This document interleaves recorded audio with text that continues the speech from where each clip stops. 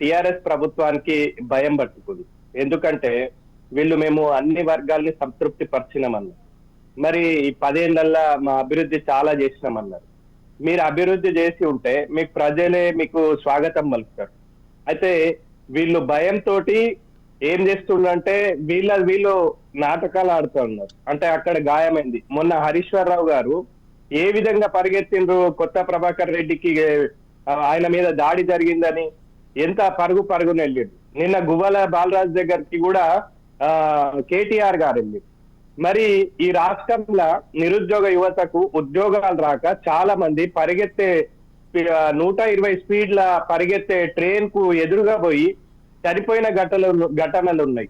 అటువంటి ఒక్క ఇంటికి కూడా, ఒక్క నిరుపేద ఇంటికి కూడా, ఒక్క నిరుద్యోగి ఇంటికి కూడా ఈ ప్రభుత్వ అధికారులు కేటీఆర్ గాని, హరీష్ గాని, ముఖ్యమంత్రి కేసీఆర్ గారు గాని, కవితమ్మ గాని ఎవ్వరు వెళ్ళి పరామర్శించలేరు.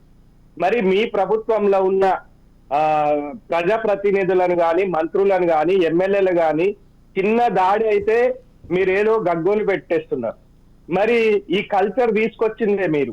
గతంలో నిజామాబాద్ ఎంపీ అరవింద్ పైన వారి ఇంటికి వెళ్ళి వారి అమ్మగారి ఇంట్లో ఒక్కరే ఉంటే అక్కడ వెళ్ళి దాడి చేసిండ్రు.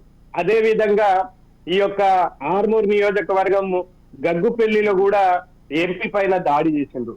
అదే విధంగా నిజామాబాద్ రూరల్లో మరి ఇందల్వాయి దగ్గర కూడా దాడి చేసిండ్రు.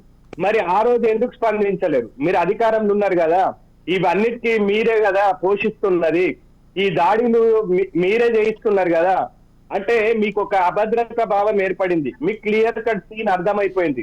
మోడీ గారు మొన్న మందకృష్ణ కార్యక్రమానికి కూడా వచ్చిండు.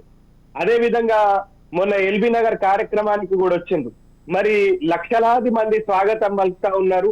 ఈ యొక్క టిఆర్ఎస్ ప్రభుత్వము పూర్తిగా వైఫల్యం చెందింది.